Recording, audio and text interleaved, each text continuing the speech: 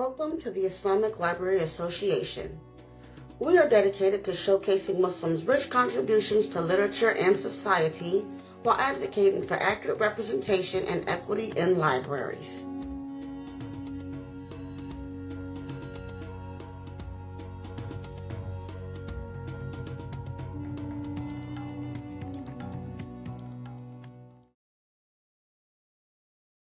Hello and Assalamu alaikum. My name is Khalisah Harris. I'm a librarian and the founder of the Islamic Library Association. Through this work, we advocate for equity in libraries and public spaces, ensuring accurate representation of Muslims while highlighting the incredible contributions Muslims have made and continue to make in the literary landscape. This channel serves as a space to celebrate and amplify Muslim voices, recognize Muslim contributions, and promote the diversity of perspectives within society. Today, we are joined with Abrar Alkusaimi. Abrar is an outreach librarian with Charlotte Mecklenburg Library in Charlotte, North Carolina. She's the founding librarian and coordinator of the Mobile Internet Lab, where she leads digital literacy and workforce programs across the community. Passionate about inclusion and cultural understanding, Abrar creates initiatives that celebrate Muslim heritage and build bridges through knowledge and connection. Thank you so much, Abrar, for joining us today. How are you? Good, alhamdulillah. Thank you for having me. No problem at all. Well, I'd like to thank you for being here with us. Can we get started by sharing a bit more about your background and what led you to become an outreach librarian? My journey to become a librarian is actually very random. I did not start out my career or college thinking I was going to become a librarian. Working in a university library was just my first job, and as I went through my university career and graduated, I still worked at a university library, and I wasn't sure what to do or what I wanted to do after college. And at the same time, I was creating training material and training staff within the circulation department and taking on more leadership role. And then after speaking to a couple of staff members, I was um, one of the librarians recommended I go back to library school for a master's degree in library information science. After going to for my master's degree, I tried to experience different types of librarianship, and I worked um, in a presidential library, in a public library. I interned in different spots, and public libraries just felt like the most natural fit for me because I was also very active in the Muslim community, working in youth programming at the masjid and different community centers. And public libraries felt like everything that I was already doing at the masjid, but within a literacy-based, community-based organization, and then also really getting paid at all because I wasn't really getting paid for it before. So becoming an outreach librarian is very new for me because that happened for me this year. But I've enjoyed every minute of it because it's felt so unrestricting because working a branch, I felt like I had to work within a very specific area of the county, but within the outreach department, it's everywhere in the community wherever it's needed. There's different types of outreach librarians. You are a public library outreach librarian at a very urban library. Charlotte Mecklenburg Library is one of the best library systems I've seen. I haven't been to every library, but it's a very urban, very diverse library system. So, in your specific role, what does a typical day look like for you? So as I'm an outreach librarian, but I'm also a mobile Hmm. librarian. So I have a vehicle that I manage and coordinate. Um, my typical day can be just a lot of office work of communicating with community partners, with schools, with parks and rec and organizations. And that's via email, phones, text, all of the above with the same person or with everybody. And then communicating with staff across the system because my particular is staff other than me. And so I'm constantly engaging with different library branches to bring out staff to communities that are closer to their library branches or close within close distance to their library branches. Um, and then I'm also creating programs for the mobile library, adapting things that I've done in the branch or I've seen done in different capacities to the specific audience, whether I'm working with seniors, customers who are learning English, refugees, immigrants, or anyone who has disabilities or learning limitations. I try to adapt the resources. And then sometimes I'm delivering programs or I'm driving places, getting the car washed is another thing. And also vehicle maintenance and technology rebooting. I had to reboot the generator and I watched a bunch of YouTube videos and maintenance videos before I realized it was one button or one switch that I needed to do so that the generator could work. Mhm. But it's a lot of, it could be anything. I could be in the office or I could be on the road, it's reporting the impacts and writing reports. The statistics and all of that good stuff. So you are the founding librarian and coordinator of the Mobile Internet Lab. Can you tell us about that initiative and what inspired So the Mobile Internet Lab, we call it MILA for short, it? Mhm, is a continuation of a strategy that the library did during the COVID-19 Strategic Recovery Plan. mhm, And it was focused on investing more resources in closing the digital divide okay, in Mecklenburg County and creating more efforts for digital inclusion.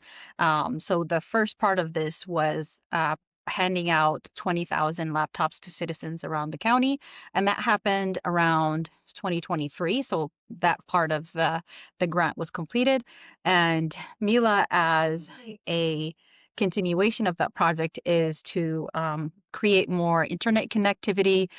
So the vehicle is a hotspot wherever we are parked. Up to 90 feet out is free Wi-Fi for the community, and so creating that internet connectivity. There are devices available for anyone to walk up and use. So we have laptops, like a computer lab, basically. Sometimes the schedule just stops to have a drop-in sessions. So having laptops available for customers to use, similar to I also have a small printer and scanner for anyone who would like to scan or print something.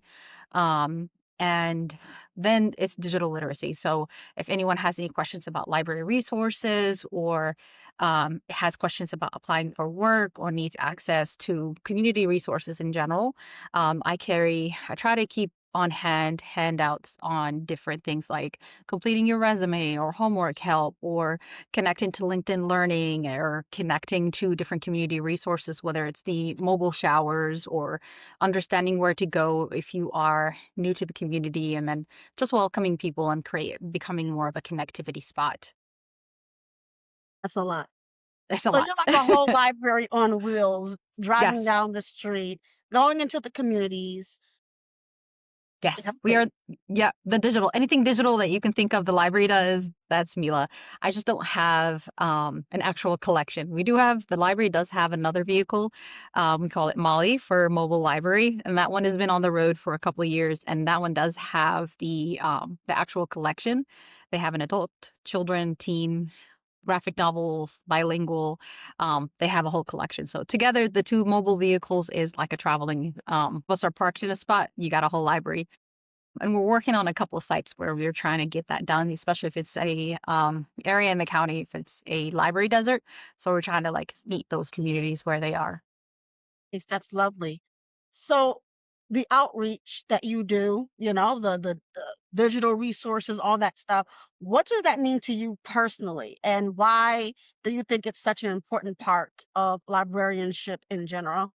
So my family immigrated to Charlotte when I was very young, and when I was 10 years old, and I feel like we didn't we made we had a family connections where we had friends and families who we connected to when we asked questions, and my father knew a lot more people where he could get those resources, but not everybody has that ability to connect to a specific person or have someone to guide them through.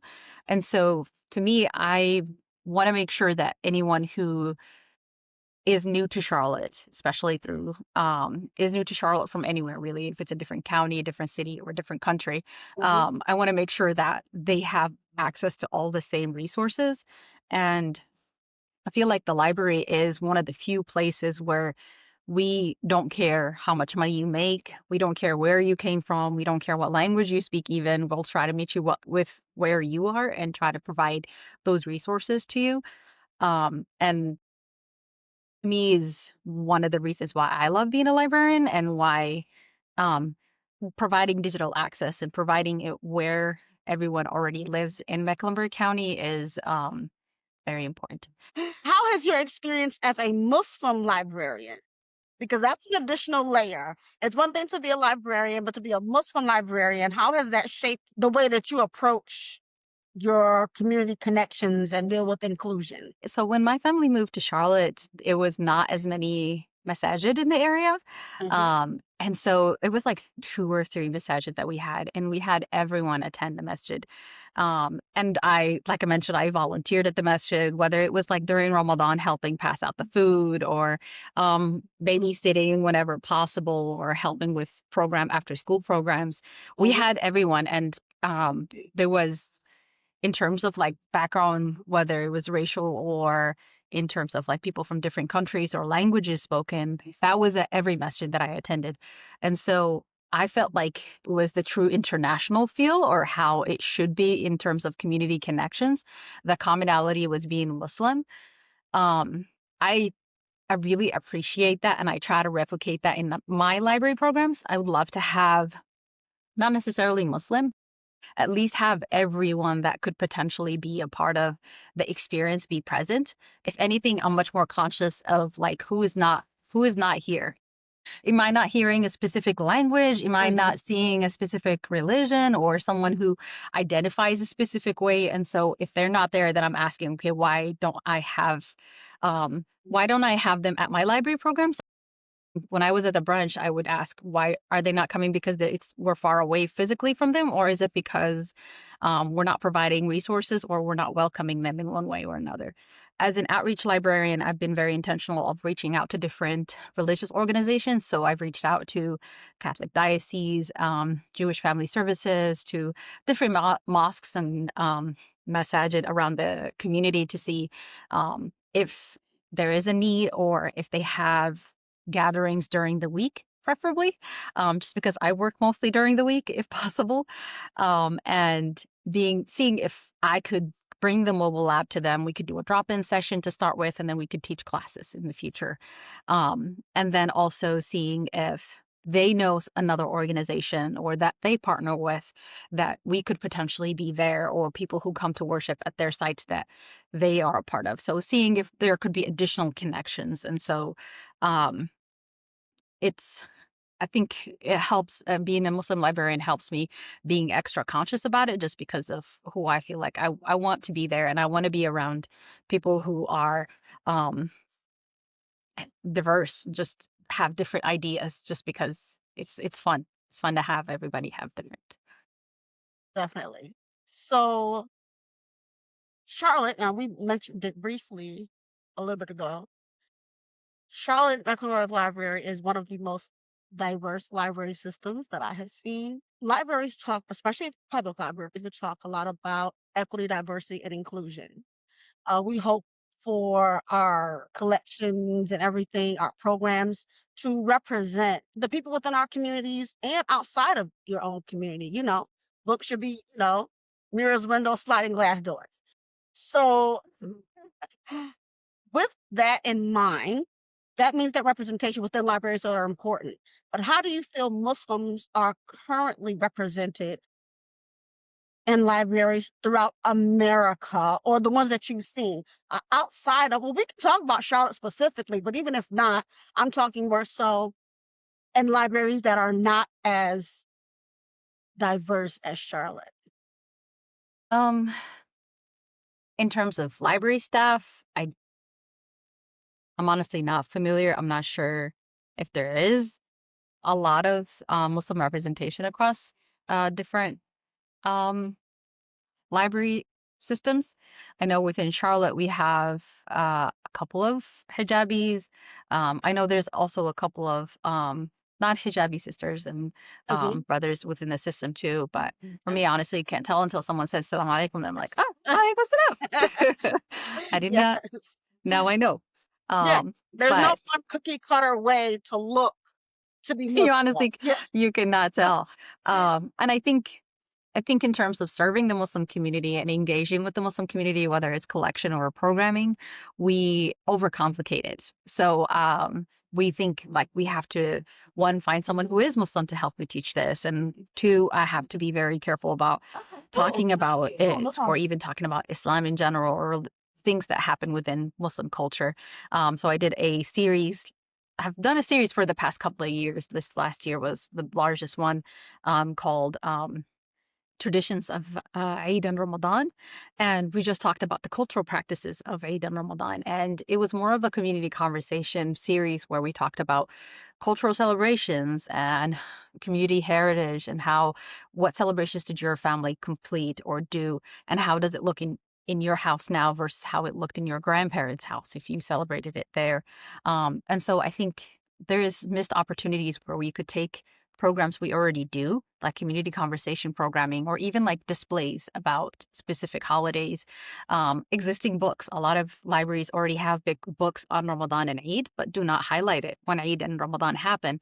Mhm. And that's a quick Google search of like when is the next holiday.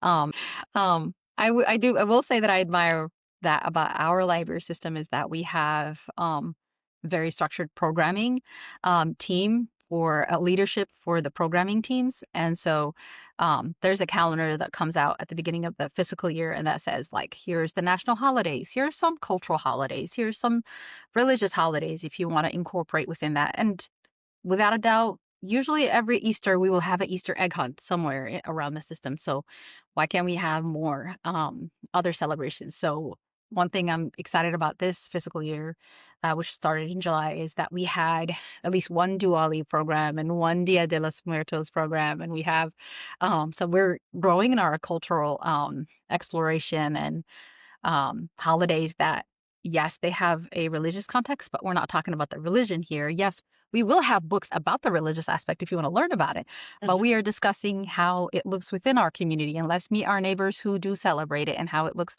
in their houses, and let's share how we celebrate things and just create a gathering spot within our libraries. So it's not such a complicated thing where we're like learning the religion or Mhm. teaching the religion, but it's Mhm. more about meeting somebody who has it. Because we do, we have the neighbors, and the libraries are the safe spot to learn it. So why not just do it?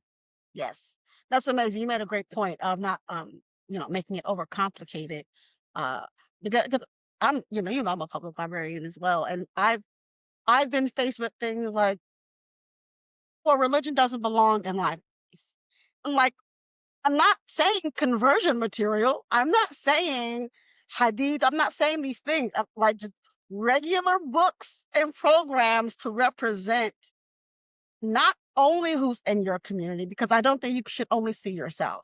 You should see yourself accurately, and you should be able to see other people. But if that's the case, if you were just walking a typical library, who would I see? I wouldn't be seeing myself. So why can only some people see themselves and then other people can only see those same people? Like, it doesn't make Exactly, yes. sense. And I think there's community connections that could be made for those too. Mhm, A library system could communicate with local international stores that mhm, sell food and supplies for Ramadan, or mhm. talk to an international market, not just an international market, but restaurants that have Yes. um, food Allow that is food. usually exactly Yes. halal food. Talk to the Islamic Center, see if they Mhm. have open houses. Almost every Islamic center will have an open house during Ramadan, and Yes. see if somebody from the center will come out and invite people or do something.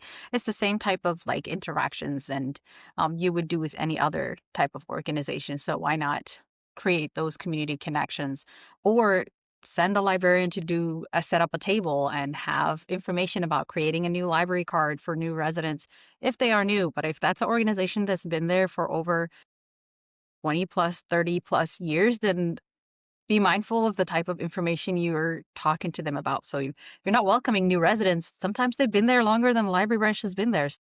Talk to them about their neighborhood history. See if there's Hmm. anything that you can learn from them about the neighborhood, and see if people who are in your neighborhood already going to that religious organization, whether it's a mosque or not a mosque. But yes, I think there's missed opportunities for community connections too for library branches. How do you feel about those missed opportunities?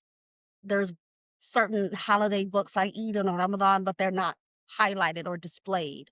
What do you think libraries can do? Just let's say, instead of going out into the community, what can they do to get Muslims to actively come into the library and get things that they're looking for to meet their interests and needs like everyone else? How do you think libraries can do that as a whole? Because when you mention some ideas, you specifically talking about Charlotte. Yes. Well, a library display is you're just looking at your catalog to see what books you have available around a topic, and then creating a list, a library list with the books you have in your catalog, and then a QR code and a flyer on a bookcase. You're set with a display. Another thing you could do with that is you can create an interactive display. So pick a non-religious symbol, for example, the lanterns. That is not religious. It's just because most Muslims become nocturnal during Ramadan. And so the lantern has become a part of the identifying things for it. But that's not religious. It's because people are up at night and they need the light to be able to see at night. So using the lantern, the same thing for the moon. The moon is just the beginning of the month and the end of the month, but that's about Yes. like that's just how lunar calendars are. It's just Mhm. that's what that signifies. And so those two are not non-religious symbols. We want to reach out to specific communities within the library, but that can be an othering factor where we're just like, just for you, and that just singles them out, where we need to do more things where it's everybody together. There's a lantern, but everybody deserves or needs a light sometimes. Sometimes we all need to see the light to be able to get out of whatever seasonal depression we're going through or Yeah, whatever it it's is. And so I think an interactive display or just a display could be one way to do it. And then reaching out. Whenever I did the Ramadan program, I had people reaching out to me, Muslims reaching out to me from Wake County, which is where Raleigh is, true. and saying, "Hey, we would love for our library system to do this. How do we reach out to the our libraries about it?" And so, educating your community to know when they can see these programs in their libraries, because I started advertising my program 2 to 3 months before. They wanted to Mhm. see it at their program then and there 2 to 3 months before, not realizing that librarians, we plan things a year, Yes, a year ahead. yes. And then, We're working on summer reading 2026. yes, exactly. So, um, I help them connect to their librarians, but then at the same time, I try to emphasize you might not see it this year. Be patient, reach out earlier next year. Tell them, I want to see this. How can I be a part of it? And as librarians, we're also very sensitive and not wanting to offend anyone. And so sometimes that just says we're not going to do it at all because we don't want to do it wrong. So if a community member reaches out to you and says, I would love to see my holiday in your displayed in your library, whether through a book display or through a program, partner with that community member. And one added bonus for that is that that community member is going to bring like 20 people with them, maybe 20 families. So you will have a ready-made audience for that one specific program, and then you can learn from it. So just being mindful of like community-run programs, I think, become much more successful and sometimes becoming a festival way bigger than you planned it out to be. You made some great points. So you discussed some of the opportunities and options and ideas and suggestions of things to do. But what are some of the challenges that you faced within this type of outreach type work? And how do you stay motivated to keep building these connections? Um, I've worked with within public libraries for over 7 years, and I only started doing cultural and religious programming in the last 3 years because I felt like, okay, if I don't do it, nobody else is going to. And sadly, as the hijabi, librarian, it became like, okay, so can you tell us about this? Because not only do you have the religious context, you have the information training, but at the same time, that only gives you so far. Because I did still have staff that were questioning about like the asked questions of whether or not we should be talking about the whole subject in the library, which it brought in some difficult conversations, but we have to have those conversations. Yes. My motivation is that um, I want I I want my kids to see themselves in different segments of the community.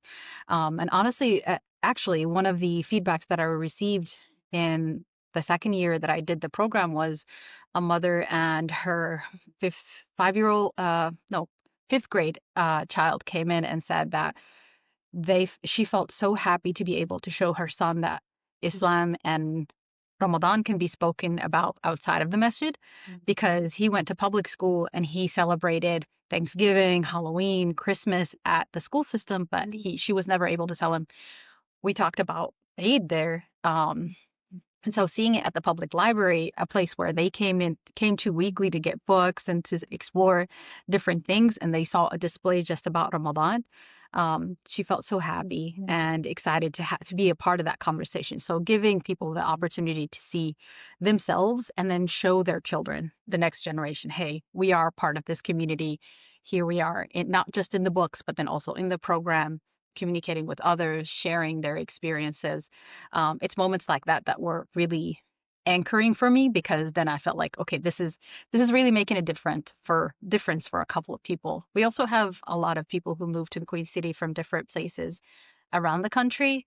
And I had one family that attended 3 out of the 4 programs in different corners of the county because they wanted to meet other people and speak to them about their experience in Ramadan. And they were like, if anybody comes to the public library to talk about this, I want to meet that person. That's the family that I want to become, our kids to become friends together. So it's different types of connections. And these are the type of connections you'll only have at a public library because Mm-hmm. library kids are different. They are special and they're beautiful.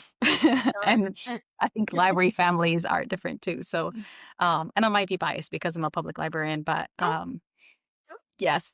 I was the same type of parent before I even became a public librarian. So that's good. I do understand 100% about being able to connect and reach with patrons and families who openly express their appreciation because they don't feel seen in other environments and spaces. So it means just that much more to them when you are able to, meet them where they are and provide things that interest them. You mentioned something about doing the displays. To do the displays, you have to have those books within your collection. So have you had any experience when it comes to that? Maybe a shortage of books to display or a lack of understanding? Because I've seen a display before at a public library that said a Ramadan display, but it had all kinds of books just if it was a Muslim morning. It wasn't necessarily Ramadan because some people really don't understand. And, like we said a little bit earlier, you can do a Google search, you know, uh, but what are your feelings or thoughts on the lack of selections to choose from to even properly do some of the displays that we would ultimately be looking for? I think I think when it comes to some of the selections, the people who need those books and the people who select those books are very passive. So we have to be very technical about why books get selected. They are because someone asked for them. And if the public is asking for them constantly, like if customers are saying, I want this, I want this, I want this, it's going to get odd.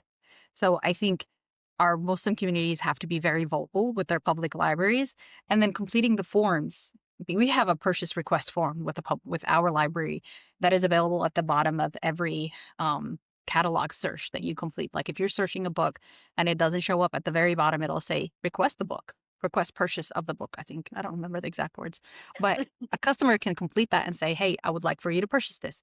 And they can put out all the information from Amazon on that same book. And then they'll get a response from a librarian who's going to say, hey, we have this in this other format, or it'll say, we didn't know about this, we will purchase it, or some sort of something about it. And so um, I think we have, as Muslims or as residents within public library spaces, we have to request that. When I first started the series, I guess it would be like 4 years ago now. When I first started it, we had less books about Islam and Quran, and not the Quran, the Islam, Ramadan, Eid, and then a lot of them were just like very nonfiction books. There was a Hmm. lot of nonfiction books. We didn't have a lot of stories about it. Like there was no storybooks about the Everyday life. experience of Ramadan. Yeah, so there wasn't like the iftar. Like Hmm. uh, there was one that's actually like iftar at abuelitas or something, and I thought it was like the cutest book because it crossed so many different, like it's multicultural, and then it had bilingual, and then it was about Ramadan. Those are the type of books that I wish like we have more of. And I don't know if that was because somebody suggested it or because we have it more. Another thing is, as librarians, we also avoid doing things when we feel like we don't have the resource for it, where we can communicate with the access services department or communicate with admin and say, hey, I want to do this. Customers are asking me about it, but I don't have enough books about it. I'd like to be able to showcase this through one way or another. Here's what I'm going to do. And so honestly don't remember if I reached out to the access services or if they just added more because they noticed the the uptake in people requesting them maybe. But I was also requesting books, checking them in, checking them out. And so that was adding to the number of check-ins and Hmm. checkouts around the topic. So I Hmm. was contributing to that, and hopefully that added to why the number of books were added. And so there's different strategies we can take to add these books to our collections. Just because they're not there doesn't mean they're not going to be there. It just means that nobody said anything about it, or it was just not a priority in the past. It's our job to make that a priority, whether you're someone who just lives in the county or someone who works in that county or city as a Hmm. librarian, or even just a library staff member. You don't have to be in a librarian position to make that difference. You could be someone who's just checking them in, checking them out, creating displays, promoting them to other people. And then sometimes working the system is what we need to do. Because if we are the ones who are purchasing the books and we're giving them to people, then we're kind of putting a band-aid over the issue, and then people are buying the books instead of using a free resource that is already available to the whole community. Why not get our library systems to purchase it and make it available to everyone? You made some amazing points. I'm very happy that you touched on ultimately Muslims requesting what they're needing.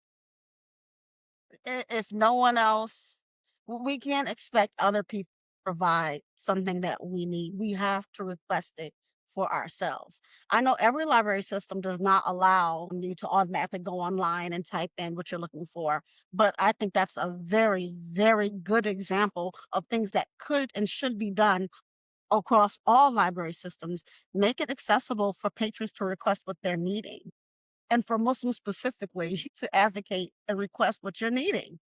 So it's very important to ultimately work together, opposed to expecting or wanting something and like, "Oh, they don't have it." No, you have to say, Yeah. And make friends with your local libraries. After story time, go and talk to the librarian, see what they're "Mhm, interested in, offer and say, hey, we've read this. Do you guys have anything similar to it? I think we have to make these topics that could be alien to someone who doesn't have any Muslim friends, doesn't know anything about Islam. Um, Make it more personable for them, because maybe they do see a customer in their story time and they're like, I know I have a family, but they've never spoken with them. They finish story time and mhm." they leave, Yes.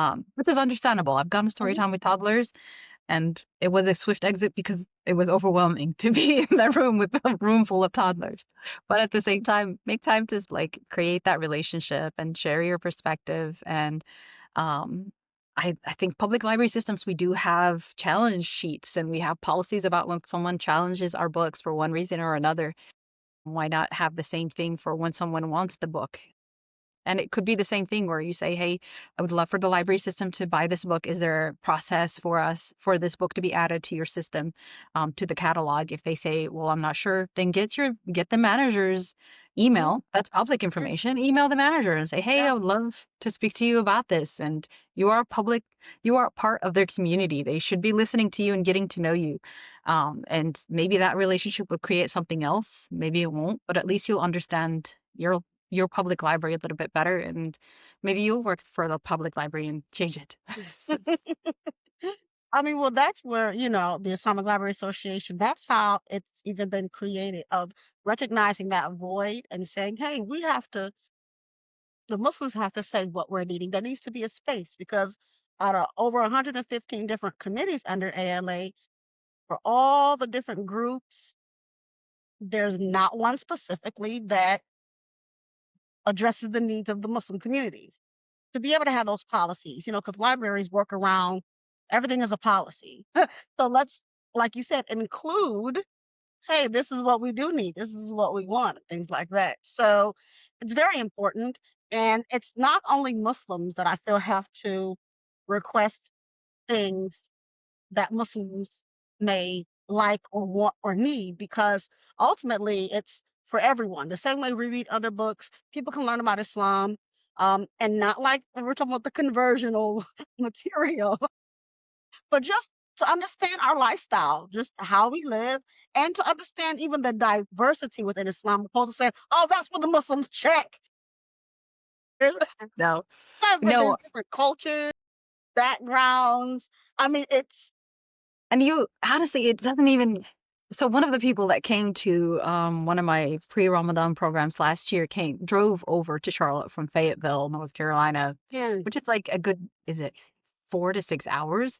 Um, no, it can't be that long. Maybe it is. I don't it's remember. far. It's Far. far. It's near the coast. But they drove from all the way over there because they're a social work student. They're not Muslim. They don't have a Muslim in Yeah. their family. But they needed a clinical experience and understanding on how the Muslim community is being served in a public setting. And she was like, I didn't find anything in Fayetteville, and Charlotte is the closest place that I could find something about this in a that's not a religious institution, because she was like, I could reach out to the mosques and I've tried, but I wasn't able to get the same experience where I know you're an educational institute. You're going to provide me with books and resources about it. You're going to approach it in a literacy aspect. And it's also a community because it's a public library. I know it's going to be a community program and I'm going to meet different types of people at this program. And so that is someone who was doing, I think she's doing her master's or doctorate program. So she was studying social work, and she just wanted to do like a marginalized community or a community that is underserved. And she selected Mm, the Muslim community, and she was like, mm. this was a lot harder than I thought, and I had to come to you. And so she drove all the way over here just for that 1.5 hour program. Stuck around to talk after. I shared some resources and tried to find her as much public source information since she didn't have a library card with us. Mhm. Um, and then she drove back the same day. So it's like a really long. So you never know who else wants this. It's not just the Muslim community. Um, we also had a lot of my programs actually. The first year, I think I had a lot more Muslims than the second year and third year. After that, it was just people who were curious about it. And because I also catered, by the third year, I had a grant for the program, so I was able to cater.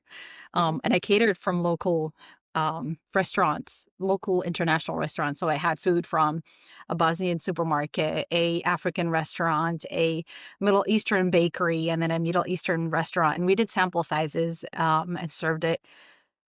People just came for the food too. They're like, I wanted to see how it looks and I wanted to taste it and talk to someone who has this. And so it was just about the food, just about the community connection, and Really just about connections. learning something new. So Yes. learning library resources, and I shared resources about exploring culture, exploring religion through library resources. And that includes Canopy, Libby, Hoopla. It's things that already have the books and resources we have. We Mhm. just the way that you talk about it is what Mhm. makes it unique. Well, that's phenomenal. To even know that young lady drove that far to do all that. It definitely makes a point. that it's important. People need it, and it's great that she came to you, but also unfortunate that there's not enough in her own area, you know? So that's good that you were able to provide her with what she needed. But, public libraries are just so broad when it comes to reaching the people. It's not like, "Oh, yeah, we do this. We do this and this." No, it's like, "We do all of this. How can we help you with whatever it is that you're doing?" So, I think you're in a well, I'm a public librarian too, but still, it's the same concept, and it's just good to hear someone else in the same field, different system, but same field as a Muslim hijabi. And, some of the things you're saying is very similar, except where you are, there's way more representation of Muslims, much more cultural diversity and cultural awareness. But, if we can get all the libraries, Yeah, yeah. Rule with Charlotte, for example, even you mentioned ordering things from Amazon. Some libraries cannot order from Amazon. So there's so many barriers in so many different libraries that negatively impacts the collection development, selections, and the programs, the displays, all of that. But to me, Mecklenburg County's library is definitely a good place as an example of what can be done. Opposed to, oh, we don't do this. No, but this can be done. Look, this library is doing that. And so, yeah, I talk about Mecklenburg County quite often, especially considering the close proximity, this not we're not talking about California, you know. So, but with all the amazing work that you do, what legacy or impact do you hope your work leave for both your community and the next generation of Muslim librarians? Ah, that's heavy. Um, I hope that if my name is mentioned in the future about when it comes to librarianship, that it's mentioned with access and with at least someone who didn't say no. Even so, I take the same perspective that I have taken in for providing cultural programming in my workforce development and digital access. And so, if someone is asking for help on a computer or completing a resume, or I try to say yes as much as possible. So, going to a food bank, yes, why not? We can park outside while you guys are serving food, and we'll try to pass resources out if people are just waiting in line, or we'll try to do one-on-one sessions if needed, or going to senior nutrition sites. We even park at an apartment complex where people are, where through we partnered with Refugee Support Services to see if we can be at an apartment complex where their families are housed usually because they have limited transportation at the beginning of their stay. So providing someone who was always flexible and try to provide as much help as possible.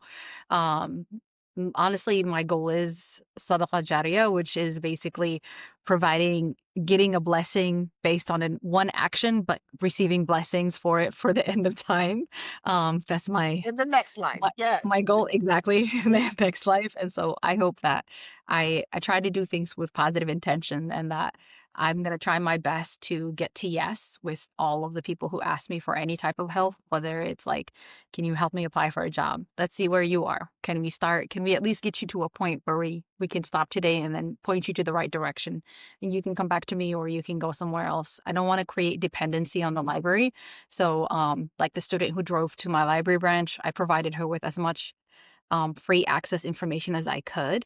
And so if someone doesn't live in Charlotte, then I try to give them all the free resources that I know they could access without a library card. If they're in Charlotte, then I don't see why they can't get a free library card. And so I hope that I would open doors, take down barriers as much as possible. Um, and I hope that that is what I'm seen for, and not someone who created any type of barrier for anybody. And I hope that my work paves a way for anybody to do anything. Honestly, it could be used. I've helped staff who were trying to showcase their culture. So Dia de los Muertos, when one of my teen volunteers wanted to showcase it, she based it on the program that I did for Ramadan, and she was like, "Can I do mine?" And so I helped her showcase her Dia de los Muertos. We had an ofrenda in the branch. It was around authors and um, figures, and so I want to help others see themselves in the library and see not just their culture, but then be able to use library resources or just free resources to help their families move forward and grow. That's what I hope my work says and is looked at in the future as being having done. That is amazing. That's such a librarian. It feels No, very selfish, but no. It's not yeah. selfish because you're actively giving. You're not saying you only want to receive. You're actively spending your time. Your actual career is based on giving and providing knowledge and obtaining knowledge and sharing knowledge, information. And it's going to look different over time. I mean, you're talking about books. You're also talking about programs. You're talking about your digital literacy. This is a lot and providing it to all groups of people and not only asking or assisting and making sure you are represented, uh, but other communities. You know, As that's much not as possible. selfish. It's maybe because I'm having fun. It feels like this shouldn't feel this much fun. This No, it is. It maybe should feel fun to do good. I mean, that librarianship within all of its different realms. There's so many different types of librarians, but I think what you're doing specifically it's amazing. Well, that is all I have for you today. you covered a lot of questions within yours, and I appreciate you for including me on this. I think I talked a lot more about my previous position than my current position, but a lot of the same things are applicable where I am. I still take on the intergenerational lens and trying to serve children and provide passive programming for kids, even if I'm helping an adult with a resume, Hmm. and then serving everybody as much as possible, whether they're veterans, unhoused, or justice involved, and just residents within Mecklenburg County, honestly. So I'm here. If he needs me, just let me know. Uh, I try to work during the week just for family balance and being able to see my kids on the weekends. But if there is a weekend event, I try to change the schedule if I could. Hmm. Oh, well, that is amazing. I want to thank you so much for your time and all that you do. And I look forward to knowing any updates that you're having. I'm on LinkedIn and I try to stay active on LinkedIn. So if anybody wants to reach out, I'm there. If you just want to have a conversation, I'm here. All right. Well, thank you so much. You have a good day, and I'll talk to you soon, inshallah. Thank you, inshallah. Assalamu alaikum. All right. Join the Islamic Library Association, and together we can shape a more inclusive future for literature.